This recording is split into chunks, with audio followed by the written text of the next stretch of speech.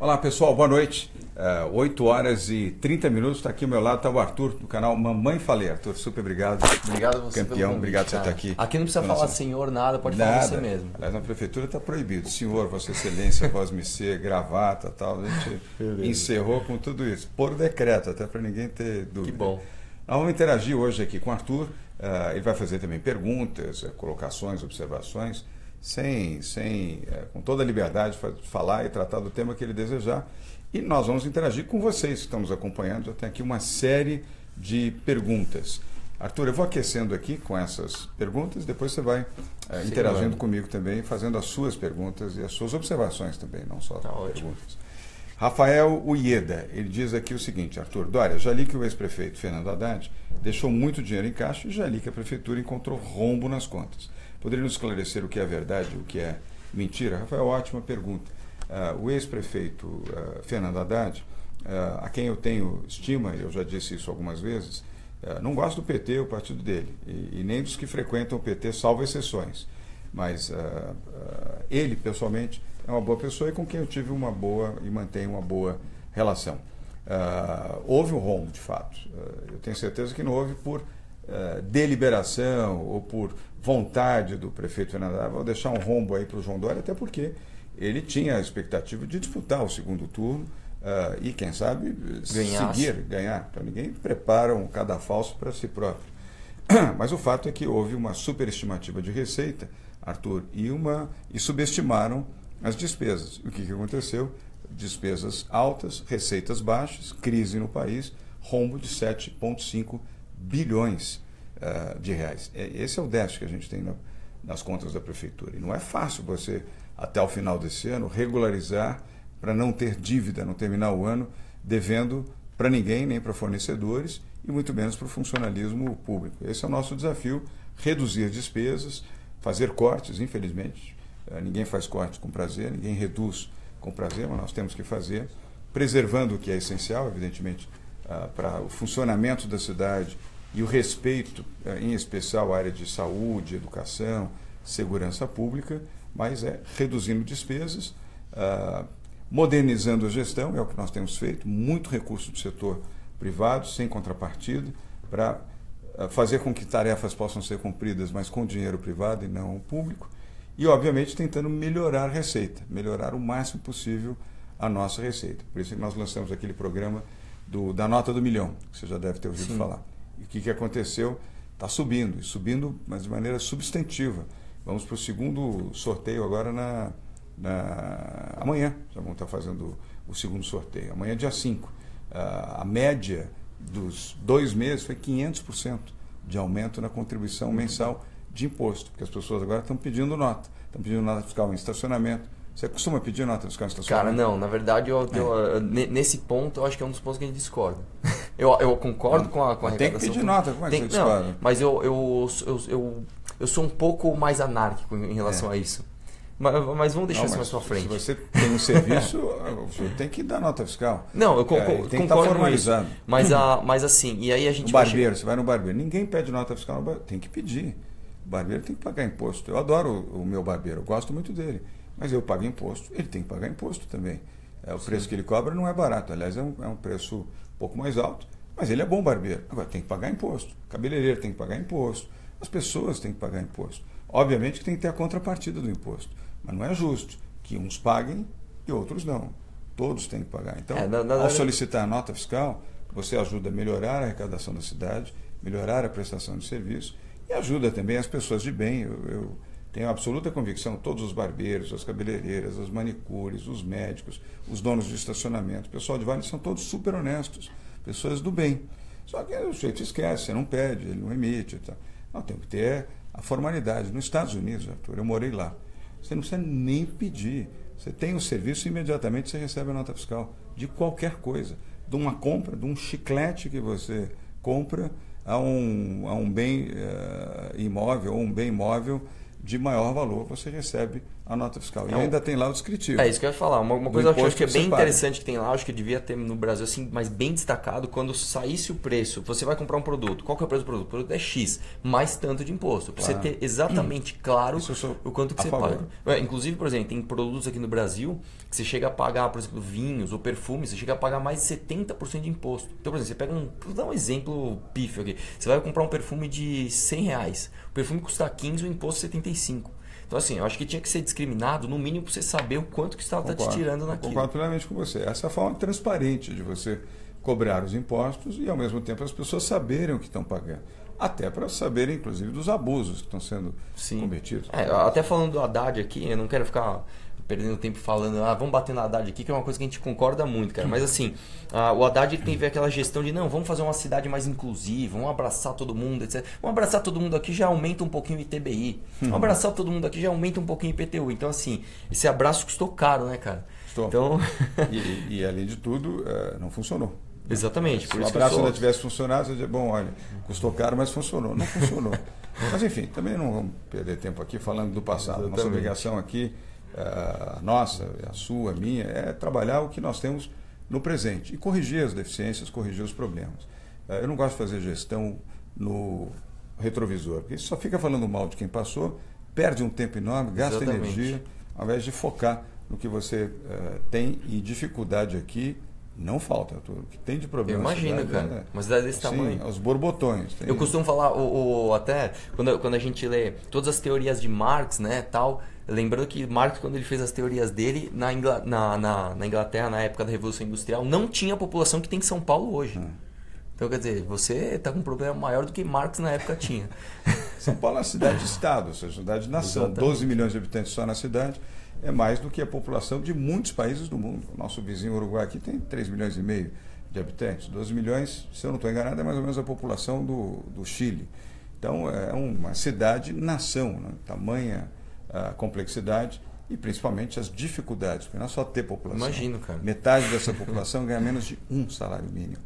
Nós temos aqui 2 milhões e meio de desempregados, mais 3 milhões e meio de pessoas que ganham menos de um salário mínimo por mês. Metade desses 12 milhões sobrevivem, não é que vivem, sobrevivem, Arthur. Olha, vamos lá. O Renato Petilo diz o seguinte, um pouco na mesma linha da pergunta do Rafael. Prefeito, eu vejo muito se falar em cortar custos da prefeitura, mas nada efetivamente cortar impostos. Não seria uma medida interessante para estimular a economia da cidade? Seria, Renato, desde que tivéssemos condições econômicas e fiscais para fazer isso. Neste momento, não há condição de você reduzir imposto. Nós não vamos aumentar imposto, e muito menos criar novos impostos. Mas reduzir imposto numa situação como essa não é possível. Nós temos que ter estabilidade econômica.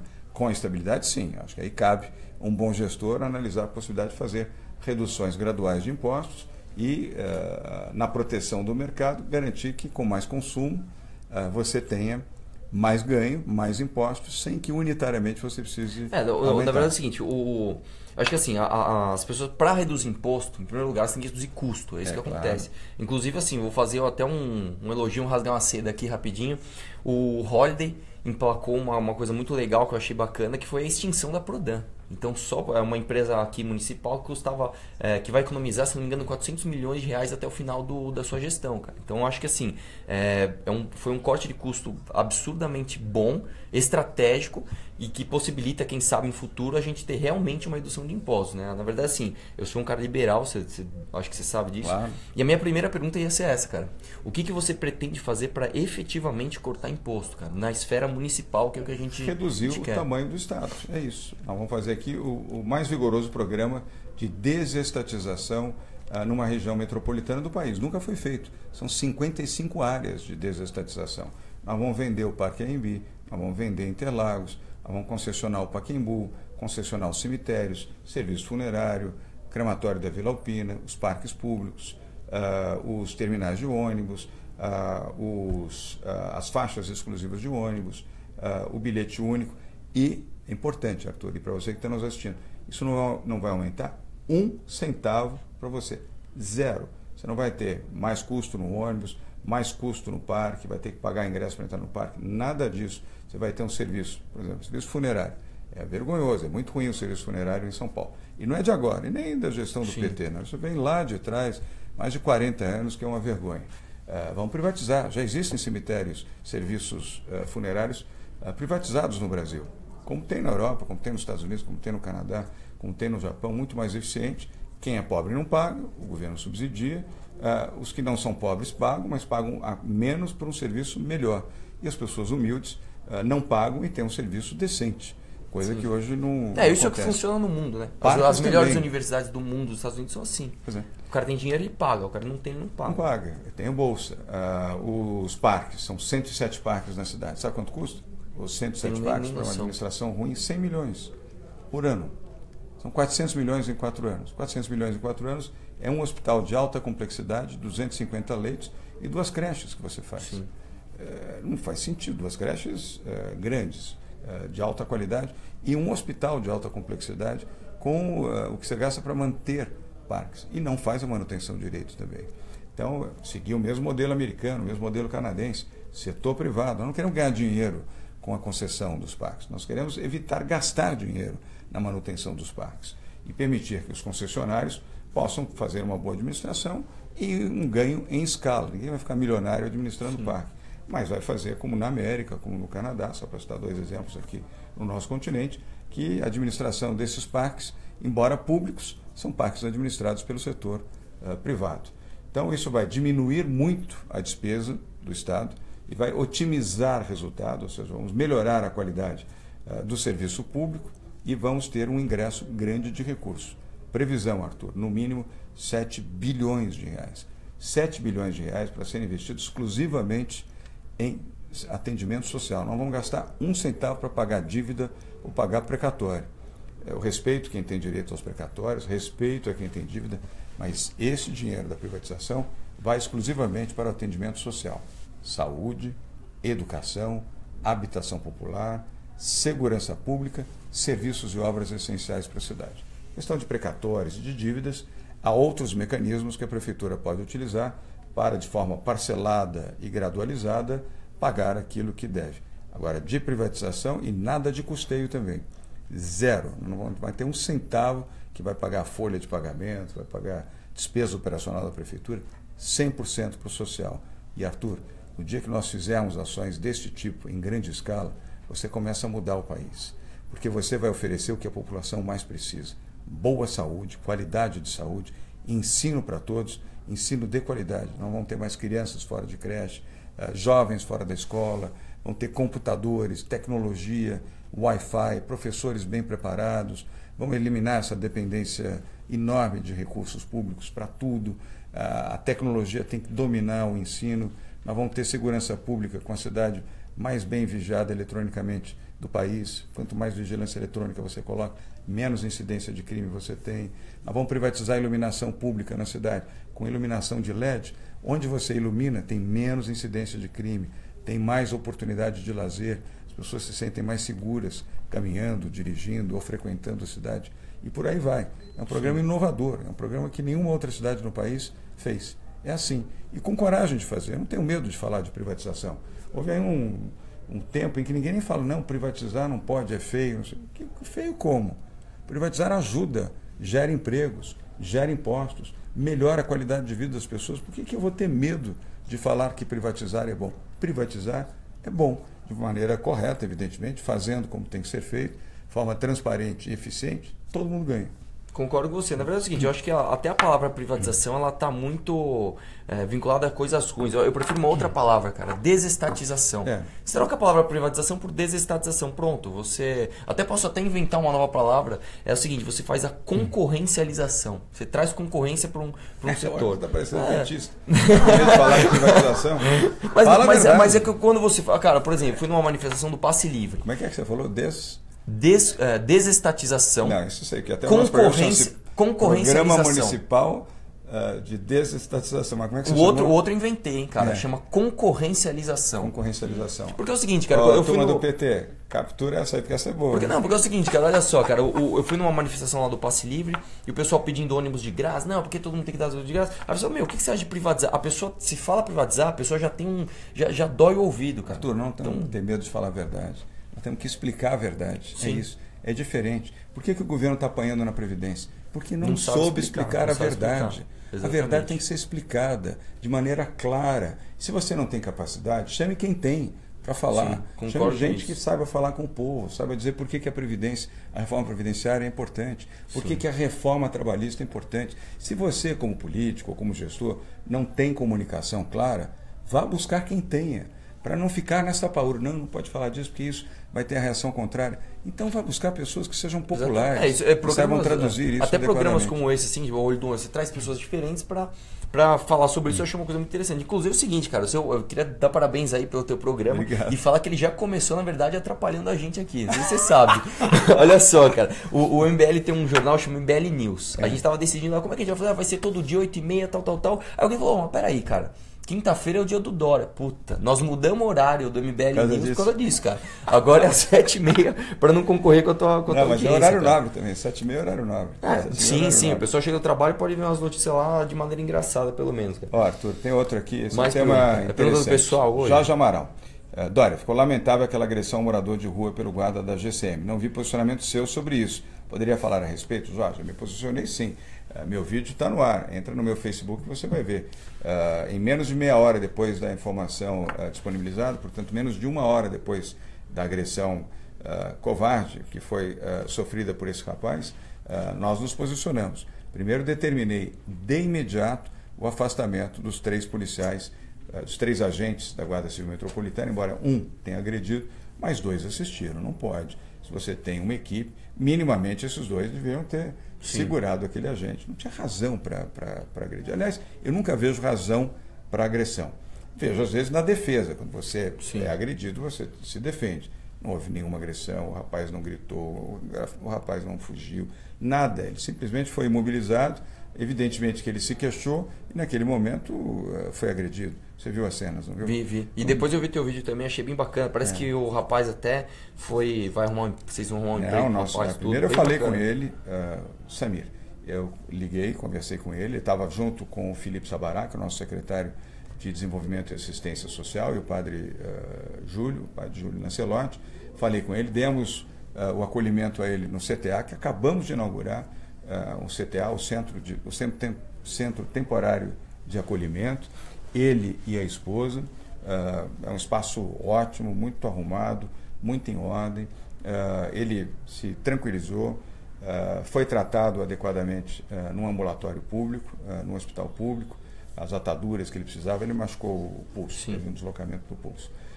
Nós já providenciamos, não se sabe onde foram parar as roupas, o carrinho que ele tinha, lá, o carrinho do supermercado, que foi a origem não justificada dessa agressão, não se sabe onde foi parar.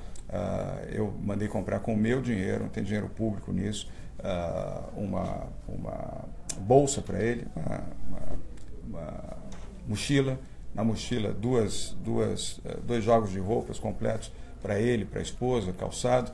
E ele no CTA, ele tem alimentação, ele tem banho quente, ele tem cobertor, ele tem travesseiro, ele tem todo o nível de conforto, tem a área de lazer e tem o que ele vai precisar.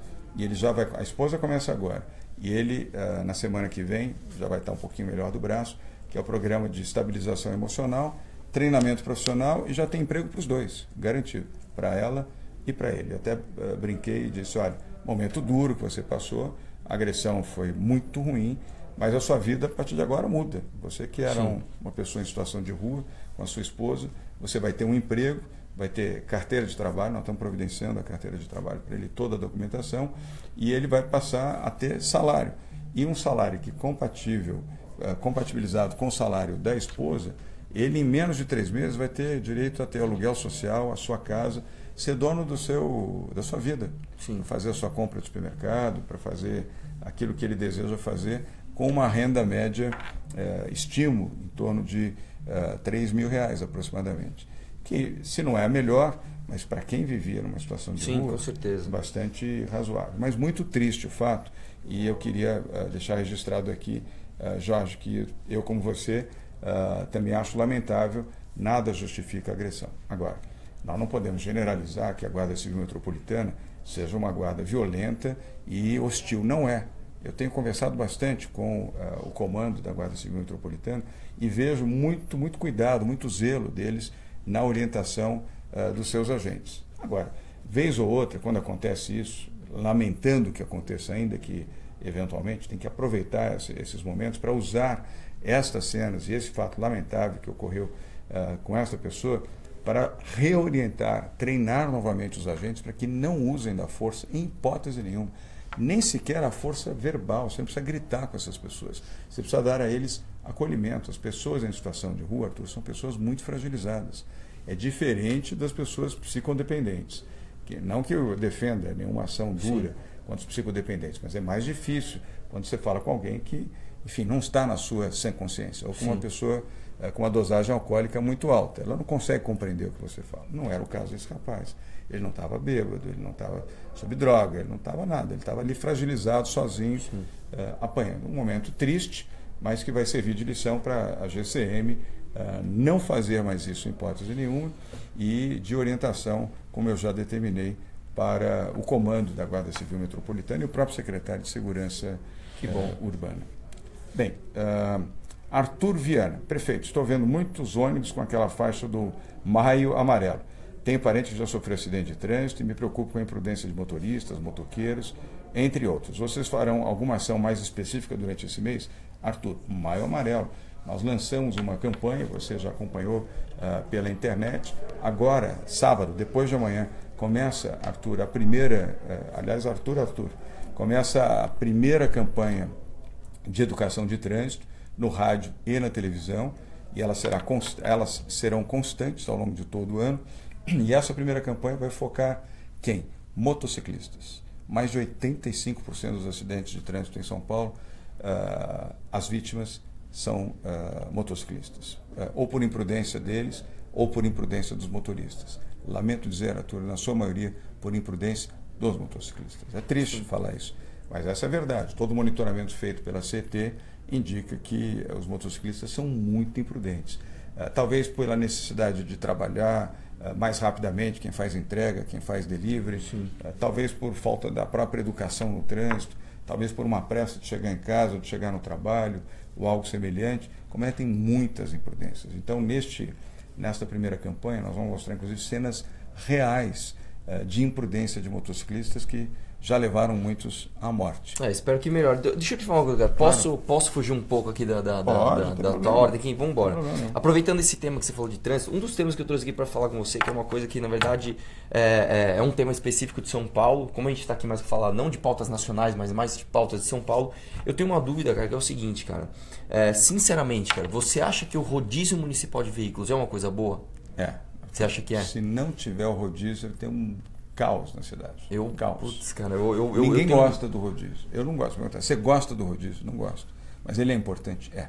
Ele não foi criado por nós, nem pela gestão do PT. Sim, acho que foi em 90 e pouco, né? Foi o Fábio Feldman que desenvolveu essa proposta, tem uns 20 anos mais ou menos. Mas se você tirar o rodízio em São Paulo, você tem um caos. A cidade simplesmente ela não vai. Porque, assim, o rodízio, na verdade, ele foi criado para para incentivar as pessoas a usarem o transporte público, né? Mas o que eu acho? Não só, né? Mas assim, o que eu acredito para retirar um número significativo de veículos das ruas, para permitir a mobilidade, inclusive de automóveis, motocicletas. Assim, eu posso estar errado. Vans eu acho que é o seguinte, eu acho que ninguém fala assim, hoje é dia do meu rodízio, eu acho que eu vou pegar um ônibus, ou sei lá. Eu acho que as pessoas, às vezes, até compram carros mais velhos, que dão mais trabalho para o trânsito, mas acabam, de qualquer forma, gerando trânsito. E muitas vezes o que acontece, você vê, porque as rotas do rodízio elas são arteriais e tal. Então as pessoas vou desviar aqui por uma rua do bairro. E acaba ainda gerando mais trânsito ainda naquelas ruas de bairro. Eu vivi isso várias vezes, né? Por exemplo, eu não podia pegar Salim Maluf, tinha que pegar a Sapopemba. Tendo essa tese, é um bom debate. Aí você tem que proibir o Waze, então. Não pode ter o Waze. Porque o Waze, o que ele faz? Ele indica as rotas mas é bem mais livres e congestiona, inclusive, algumas rotas alternativas, até que se descobre uma outra. Mas se você tirar, é até bom para te esclarecer isso. A gente podia debater mais tempo, mas tem muitas perguntas aqui. Hoje, numa mega metrópole como São Paulo, não há nenhuma condição zero, de você eliminar o rodízio de veículos. Não é apenas pelo estímulo eventual à utilização de transporte coletivo ou de transporte solidário. Quer dizer, amanhã eu vou trabalhar com alguém que é meu vizinho, que mora, que trabalha perto de onde eu trabalho, ou às vezes até na mesma empresa, estou dividindo o transporte com ele. É que você tira do fluxo da cidade uma quantidade quantos enorme carros, de veículos. quantos carros efetivamente tiram? Porque, por exemplo, eu já até procurei essa informação no site da CET tudo e não existe uma pesquisa ou um histórico que depois do rodízio isso acontece e tal. Então, assim, assim... São Paulo tem 8 milhões de veículos, Arthur. Mas quantos que tiram da rua por causa do veículo naquele dia, do rodízio naquele dia específico? Em tese, você pode considerar, nessa circunstância, está tirando 1/3 desses veículos do movimento diário. E muitas pessoas, nessa circunstância também, utilizam ou outro tipo de transporte, ou chegam mais cedo no trabalho e saem mais tarde, usam horários alternativos. Com isso, você disciplina melhor o trânsito na cidade. Eu quero deixar claro para você, eu não gosto do rodízio, mas ele é essencial. Sim. Cidades americanas, que não têm o tamanho de São Paulo, não utilizam, embora grandes, não utilizam o rodízio. Aí você vai lembrar, mas em Nova York? Nova York é uma outra situação. As pessoas que têm automóvel, elas não vão para Nova York de automóvel. Elas moram nos subúrbios de Nova York e utilizam o quê? O metrô. Sim. Na sequência, trem. Esse é o... A realidade do transporte público é completamente E na sequência, diferente. ônibus. São os 3 modais mais utilizados. Também muita gente vai de bicicleta, outros até gostam de caminhar, que moram, vamos dizer, trabalham mais próximo do Hudson River, elas caminham e utilizam isso como uma forma saudável de acesso. Porque se todos utilizassem automóvel, Manhattan ia ser uma ilha de carros. Você simplesmente não ia... Você só ia ver buzina e briga porque não ia se mexer. A cidade ia ficar completamente engessada. Bom, vamos ver mais aqui. Queria falar coisa nacional, não é legal. Vamos falar de São Paulo. Juliana Sampaio. Temos visto vários boatos que o senhor está utilizando a equipe jurídica para intimidar quem critica seu trabalho nas redes. Poderia me esclarecer esse fato? Juliana, não estamos utilizando advogados para intimidar. Eu que fui intimidado por um grupo de internautas que ameaçou cercar a minha casa, aliás, ameaçou e continua ameaçando, cercar a minha casa, fazer uma virada cultural na minha casa, para fazer agressões. Nós capturamos essas informações. Isso não é potencial, isso é real. Pessoas que estão se organizando para fazer isso. Evidentemente que não vão conseguir fazer, porque a minha casa estará devidamente protegida. Mas isso não é correto. Você não pode pegar alguém, eu posso chegar para o Arthur, fazer um movimento e dizer, olha, eu vou machucar você, vou machucar seus filhos, vou machucar sua esposa, você não vai entrar na sua casa, eu vou impedir você de chegar na sua casa, no seu apartamento onde você mora, eu vou agredir você, vou furar o pneu do seu carro, eu vou quebrar você, vou quebrar o seu carro. Isso é agressão, isso não é intimidar quem critica o meu trabalho. As pessoas têm todo o direito de apoiar ou de criticar, isso não me cria nenhum constrangimento. O que me constrange e que me revolta é você ser ameaçado. Aí é diferente. E diante de uma ameaça, você tem que reagir. Só que eu não reajo para bater, eu não reajo para agredir. Eu reajo dentro da proteção que a lei nos faculta. E conseguimos uma liminar na Justiça que nos dá o direito de nos proteger via internet para aqueles que ficam fazendo ameaças pararem. Porque se não pararem, terão a punição judicial. Sim. Não sei se você já viveu essa experiência alguma vez. Não, na verdade, o que eu falo é o seguinte, a gente quando a gente põe a cara para dar uma opinião, automaticamente você vai gerar a opinião contrária à sua e você vai ter os chamados haters, né? Eu acho o seguinte, cara, se você não tem hater, você está fazendo alguma coisa errada.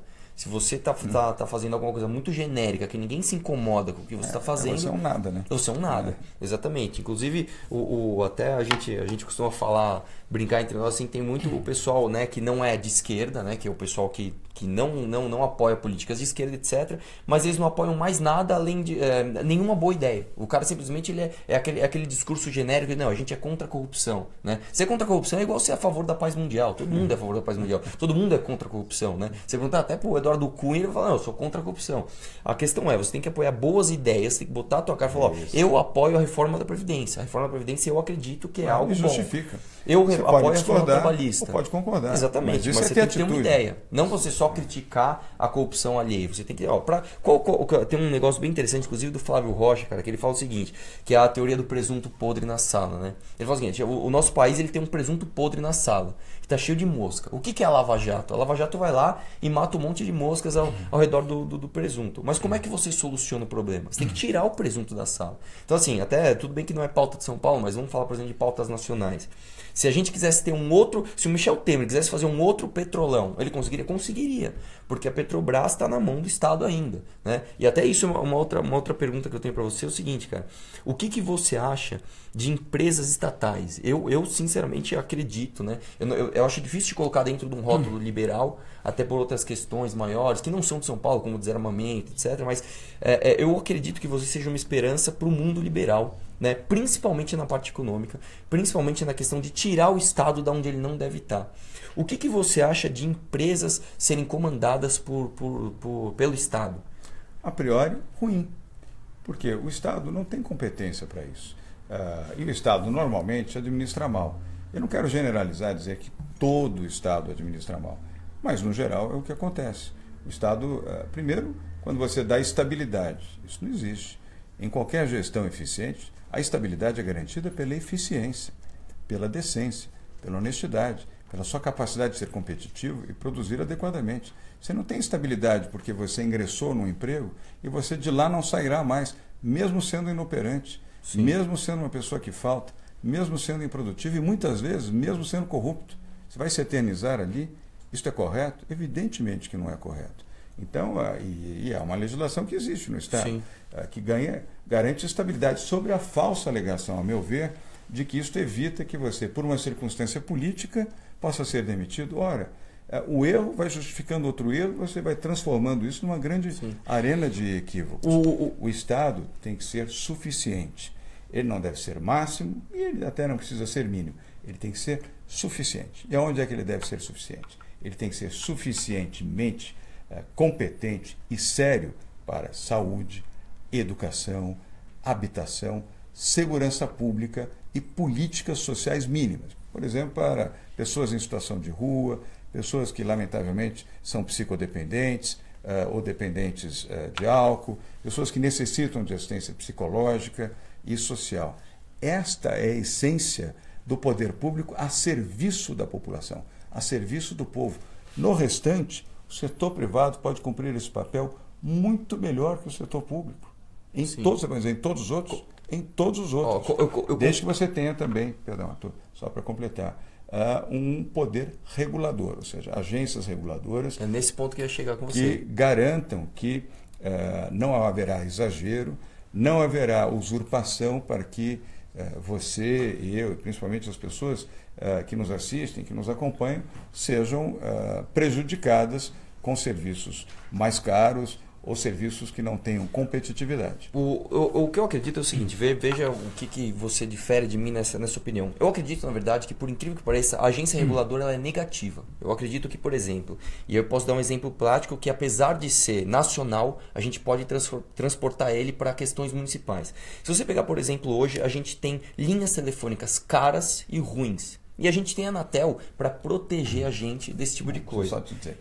Brasil não é uma referência de agência reguladora. Não, então, aí por exemplo, a sua crítica. Não, então, aí por exemplo, a gente tem no você tem razão na contrapé, crítica. a gente Agora tem vai nos Estados Unidos. Não, então, a gente tem no contrapé, FCC, Federal Communication Commission.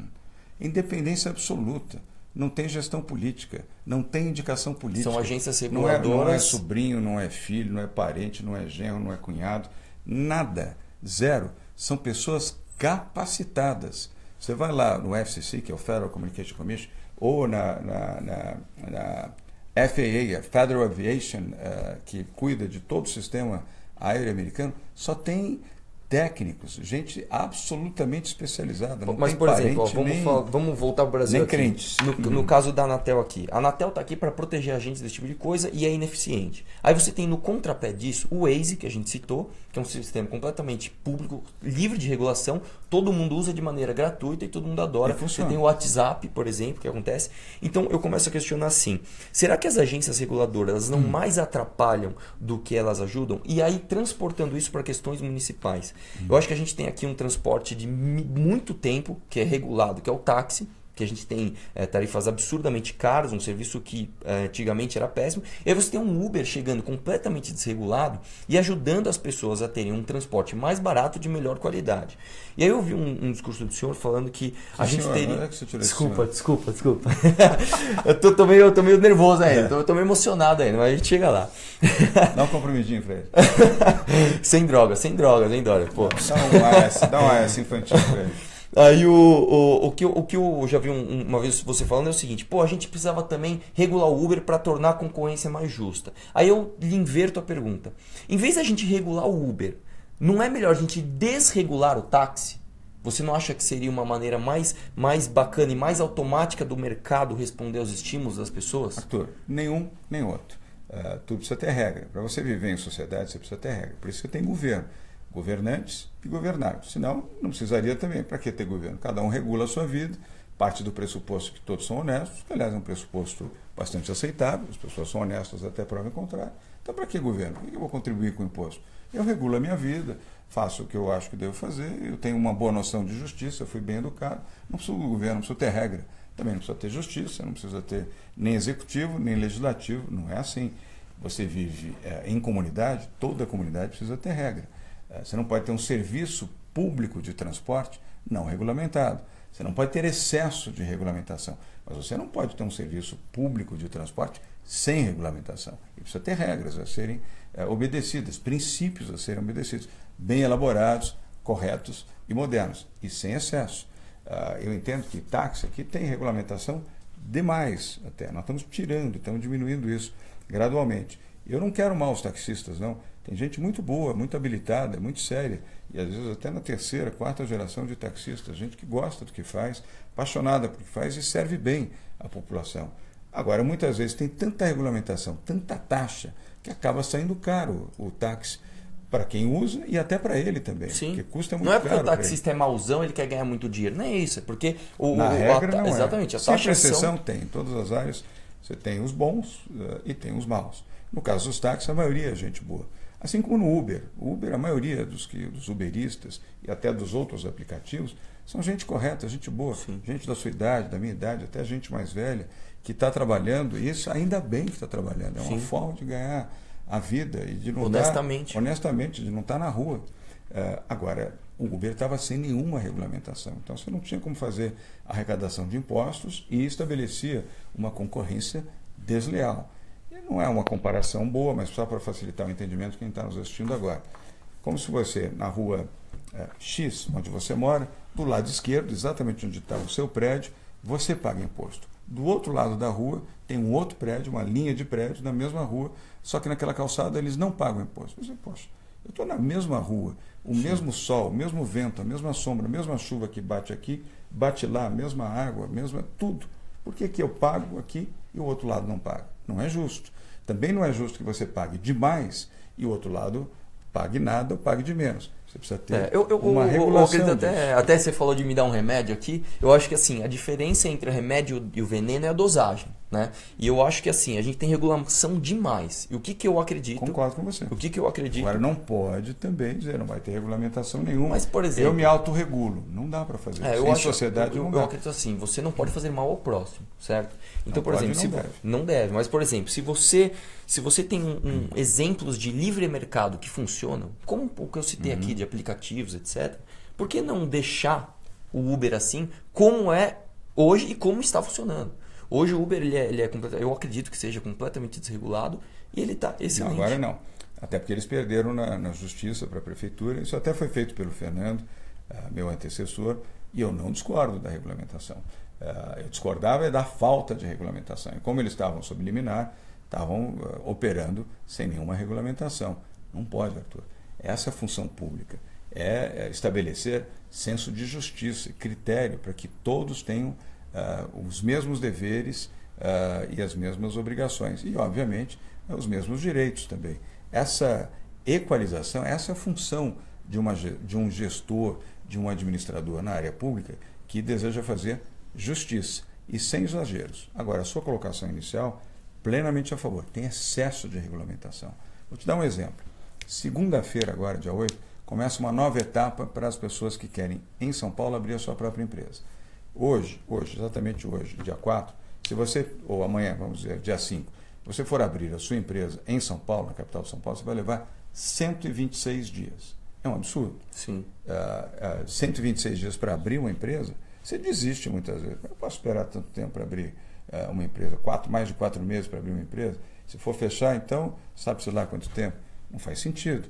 na América, Canadá, Alemanha, França, se abre uma empresa em menos de 10 dias. A partir do dia 8, em São Paulo, começa a fase do Empreenda Fácil, onde você, com muito menos exigências, vai abrir a sua empresa em 7 dias úteis. Você vai pular de 128 dias para 7 dias. São Paulo vai ser uma referência nacional. Sim. Por quê? Que bom, tomara que isso aconteça. Ficamos durante quase 3 meses trabalhando com o governo federal, governo estadual e governo municipal para tirar todas as burocracias e permitir a ação declaratória.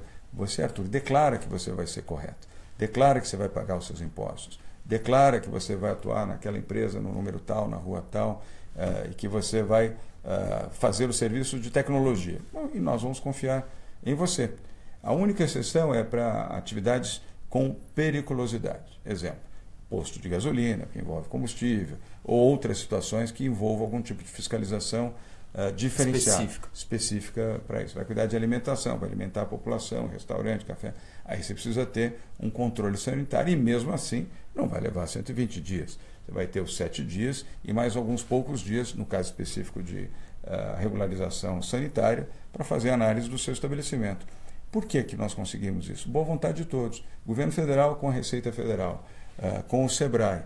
Governo estadual com a junta comercial. Se a junta não entra, bye bye, você vai ficar esperando lá na porta um século para receber o número do seu certificado para poder operar. Se a prefeitura, através das unidades regionais e através da sua estrutura também não agir com rapidez, tudo isso gera um acúmulo que fazia com que uma empresa em São Paulo se levasse mais de 4 meses para funcionar. A partir de segunda-feira, 7 dias. É um caráter experimental ainda, os primeiros 30 dias. Pode ter, deixa eu alertar aqui, algum percalço, alguma dificuldade, alguma intempérie, como eu digo, e por isso é que nós vamos fazer esses primeiros 30 dias de teste, embora seja para funcionar. Então, é preciso que a gestão pública seja reguladora e tenha senso de justiça, mas com menos burocracia e menos exigências. Deixa eu perguntar uma outra coisa para você que não tem muito a ver também com esse tema, mas é até uma dúvida que eu tenho. Tem uma para você. Aqui. Tem uma para mim?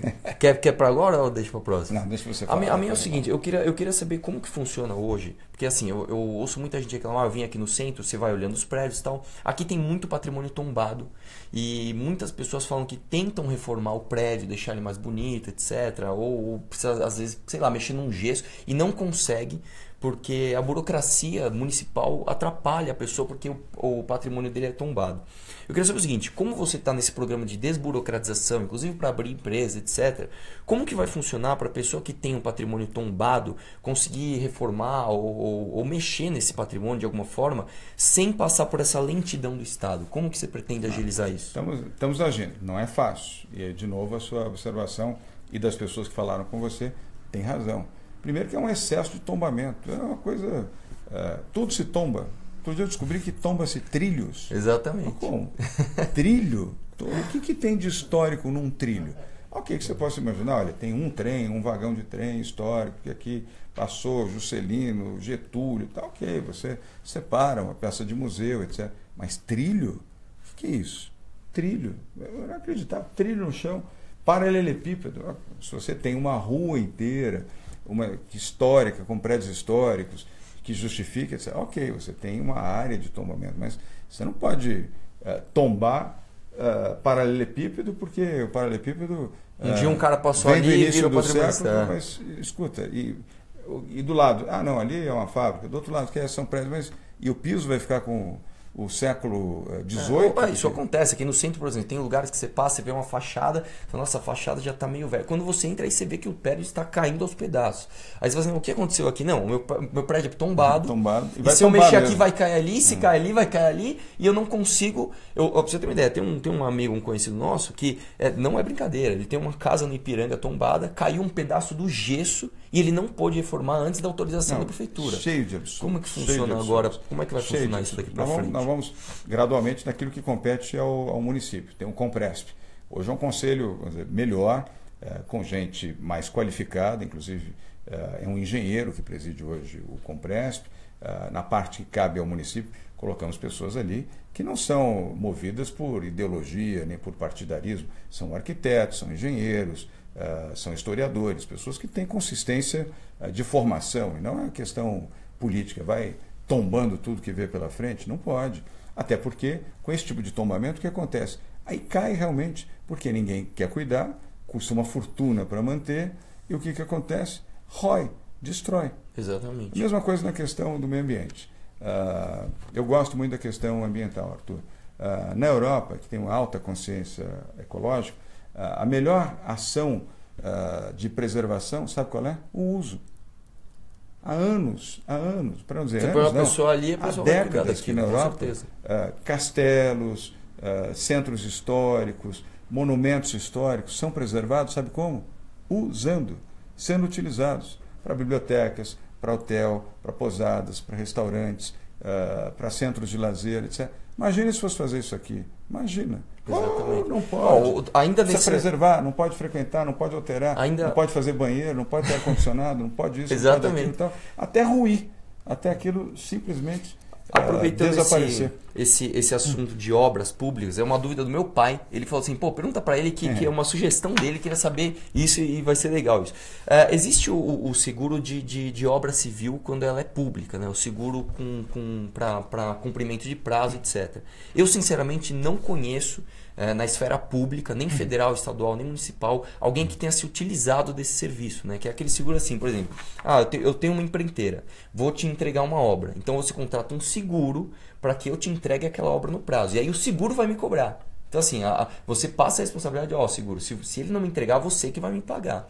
Eu queria saber se você acha que isso é uma... tem que ser opcional, Arthur, isso não pode ser Não, é opcional. Não, mas no opcional... Você acha que é bom para a prefeitura contratar isso? Não, a prefeitura não. A prefeitura, a resposta é não. Mas numa relação entre duas, em prefeitura não, e nem obrigar isso, mas entre um contratado e um contratante, se você quiser fazer isso, olha, eu quero me proteger, vai custar um bom dinheiro para mim, contratar a obra que você vai fazer para mim. Sim. Quero construir minha casa, contrato a sua empreiteira. Ou a sua construtora / empreiteira. Então estabeleço um contrato com você, você tem que em 18 meses fazer minha casa, com 3 quartos, sala, cozinha, banheiro, etc. E eu tomo a decisão, mas eu quero ter um seguro. Porque se acontecer do Arthur, no meio do caminho, quebrar, eu não quero ficar com metade da casa e ainda metade da dívida, com um problema. Então contrato um seguro para proteger e me garantir que se o Arthur quebrar, a companhia seguradora vai me reembolsar o valor suficiente para que eu complemente a obra e conclua a minha casa. Mas é uma decisão particular da pessoa. Particular. Para a prefeitura, você acha que não é imposição. uma coisa legal, não é uma coisa boa? Não vejo essa necessidade. Legal. Não vejo. Acho que isso é uma regulação de mercado e não de obrigatoriedade. Né? Não, a intenção não é nem obrigar a prefeitura a fazer as pessoas fazerem de jeito nenhum. Saber se isso seria uma medida interessante para órgãos públicos terem a garantia de que a obra vai ser entregue no prazo.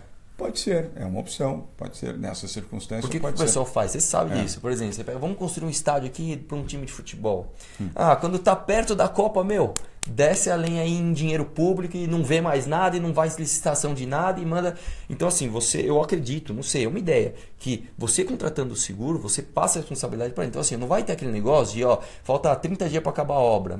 Gasta o dobro que gastou para terminar o negócio no. Aliás, acho uma coisa ruim. Isso não é correto, evidentemente. Isso é um desvio de conduta completo.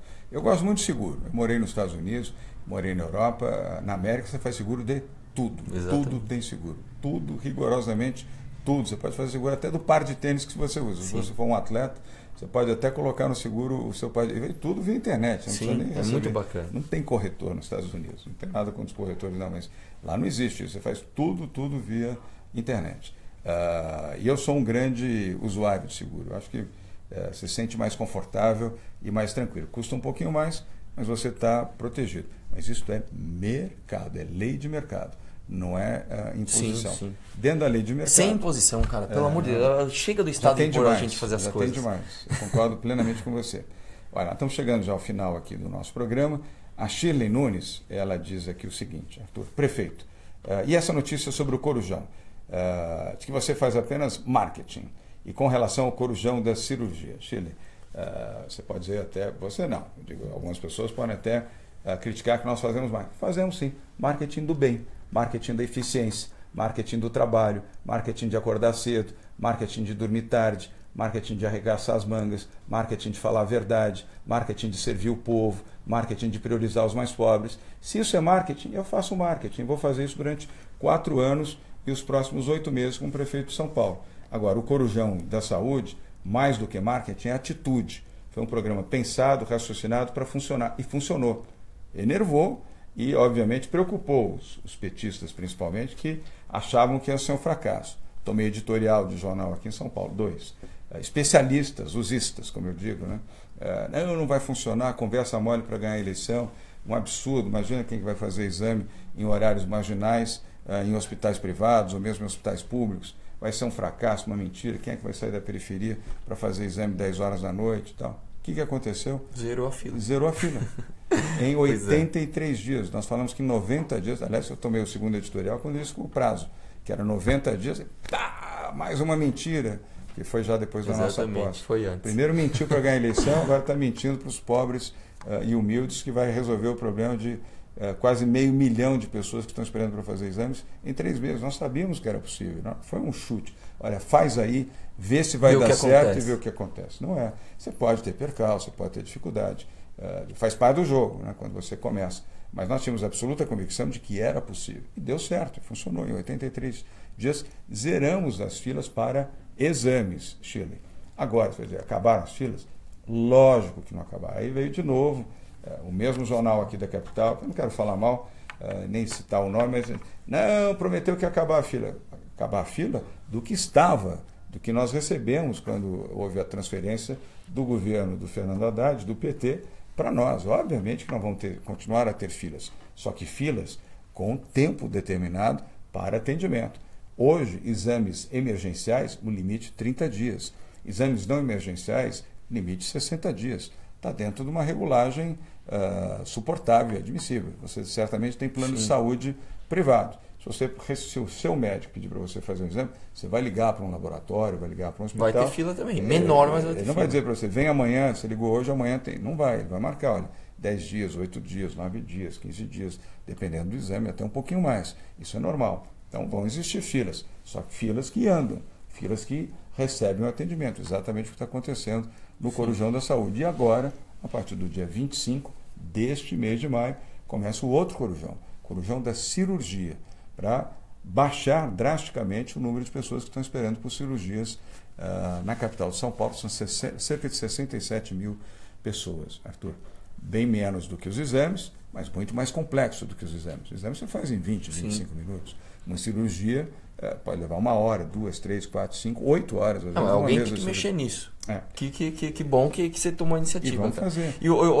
Desculpa, só te cortando, não? Cara. Falando negócio de comunicação, você até criticou o governo federal na parte de comunicação, que eu concordo com você. Defendo as reformas. Sim, mas a comunicação é muito... Eu também defendo. Agora que está melhorando. Eu também defendo a reforma da Previdência, não do jeito que está, né? Mas enfim, eu tenho que mexer. O MBL tem uma proposta própria deles, enfim, que comunicou melhor do que o próprio governo com a reforma deles. Tem a reforma trabalhista que tem que ser feita. Essa reforma, né, da trabalhista, tudo bem que é uma pauta nacional, todo mundo fala, vai rasgar a CLT. Infelizmente não rasga a CLT, né, mas eu acho que deveria rasgar, porque a CLT mais atrapalha do que ajuda. Mas voltando no tema da comunicação, cara, eu acho que a internet hoje ela tem um papel fundamental na comunicação. E o governo ele tem que se modernizar nisso. O governo é muito fraco na internet. Existem páginas de humor, de memes, que são mais vistas do que páginas oficiais de governo. Inclusive, vou até pedir para você mandar um abraço aqui, pessoal, de uma página muito bacana, que chama Corrupção Brasileira Memes. Está cheia de meme seu, meme meu, meme de todo mundo lá, político, Bolsonaro, aí. Lula. Então, eu tenho que mandar um abraço para os caras, que os caras são muito legais, aí, cara. Pessoal, e ajudam a engajar as pessoas ajudam a engajar as pessoas em assuntos políticos, cara. Acelera nos memes aí, cara. Aqui. Acelera nos memes. Mas, enfim, vem o Corujão da Cirurgia, os mesmos princípios, vamos utilizar horários vespertinos. A maioria das cirurgias acontece de manhã. Você já deve ter sofrido alguma cirurgia. Eu já fiz. Todas as que eu fiz foi de manhã. Nunca fiz cirurgia à tarde. Sempre foi de manhã. Os médicos gostam de fazer cirurgia de manhã. Bom, mas e o horário da tarde, o horário vespertino?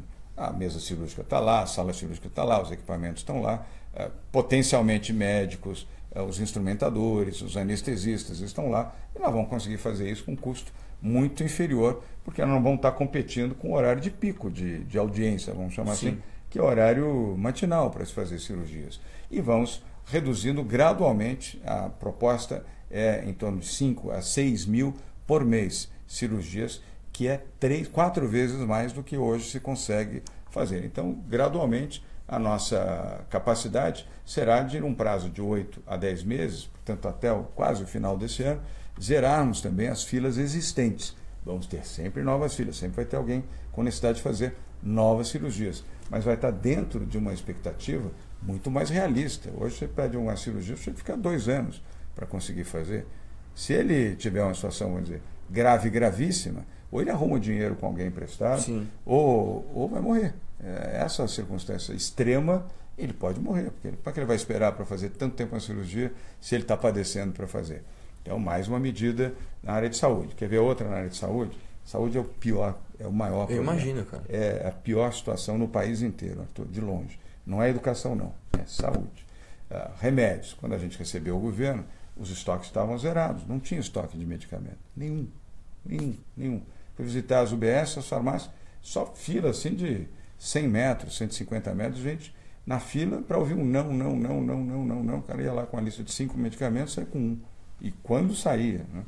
E aí fomos ver estoques, lá embaixo. Bom, qual é a solução? Faz licitação, pode fazer. Quanto tempo? 120, 150 dias.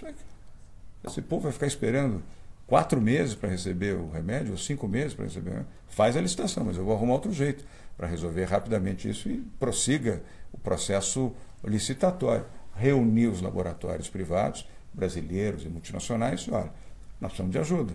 O maior mercado de consumo do país, que é a cidade de São Paulo, precisa da sua ajuda. Eu não tenho contrapartida nenhuma, não tenho nada para oferecer para vocês, exceto dizer, estamos precisando de ajuda. Ajuda em São Paulo, que sempre foi o maior mercado de consumo de vocês, nas mais de 3.300 farmácias que existem no capital de São Paulo. Parte dessa população está padecendo e precisa de medicamentos. O que aconteceu? Esses laboratórios doaram 128 milhões de reais em produtos farmacêuticos, remédios, medicamentos, que nos permitiu abastecer rapidamente as farmácias das UBSs e, gradualmente, já agora com a licitação feita, nós já estamos fazendo a reposição. Hoje, nós temos 95%, 96% de regularidade nas farmácias, nas unidades básicas de saúde, com medicamento. Está regularizado o problema. Vê como gestão faz toda a diferença? Sim. Não quero criticar os políticos, até porque respeito os políticos. Sou filho de um, você sabe, meu pai foi deputado Hoje federal. Você é político, né, Eduardo? Eu estou na política, é diferente. Eu não sou político. Hoje você é político. Respeito os políticos. Eu estou na vida pública, mas eu sou gestor, administrador e estou na vida pública. Eu quero sempre pensar como administrador privado. Por isso é que a gente encontra soluções diferenciadas. Se eu pensasse como político, jamais nós teríamos o apoio do setor privado para fazer o que a gente faz. Sim. Jamais. Até, te explico. Quem fez isso anteriormente? Que eu saiba, Nós já passamos de 302 milhões de reais em 4 meses em doações. Roupa, calçados, medicamentos, produtos de higiene e limpeza, cobertores, material de construção, automóveis, motocicletas, uniformes para... Não só em doações, cara. Eu acho que o sistema privado ele é tão melhor. Eu acredito muito no sistema de vouchers. Inclusive, falar, hoje o problema maior do país não é a educação, é a saúde, mas é porque a gente tem um baita investimento em educação e não é eficiente. Por quê? Porque está na mão do setor público. Eu acredito que, por exemplo, um sistema de vouchers para a educação, e não sei de que forma isso poderia também ser aplicado na saúde, seria uma excelente solução para você tirar a gestão pública e deixar isso na mão do privado, gerando concorrência, gerando competição pelas pessoas, pelos usuários. Né? Sem, evidentemente, cobrar daqueles que não podem pagar. Sim, é o voucher. Tira o voucher. Que é o principal, só porque tem gente que fala voucher, ele não sabe direito. Não, o voucher a esquerda adora essa palavra, é o empoderamento do mais carente. Você vai dar o voucher pro cara e o cara vai ter o poder de escolher aonde ele vai querer, seja usar esse voucher na sua instituição de ensino ou de saúde. Eu acredito que essa seria uma solução maravilhosa para realmente tirar da gestão pública e jogar as coisas para a gestão privada. Arthur, nós já ultrapassamos aqui em 4 minutos o nosso tempo regulamentar, a gente já foi aqui na prorrogação. Olha, muito obrigado, nós tivemos uma posição, segunda maior audiência até o momento nas redes. Que bom. Show de bola. Obrigado, Arthur, você cara. É um craque. Valeu mesmo, cara. Obrigado mesmo. Obrigado a você que está nos seguindo aqui. Todas as quintas-feiras, 8h30 da noite, olho no olho. Olho no olho com a realidade, olho no olho com a cidade, olho no olho com o João Dória, olho no olho com pessoas como o Arthur, que vivem o dia a dia da cidade, querem oferecer o melhor para São Paulo, como você deseja também. Obrigado pela sua audiência, acelera e fica com Deus. Tchau.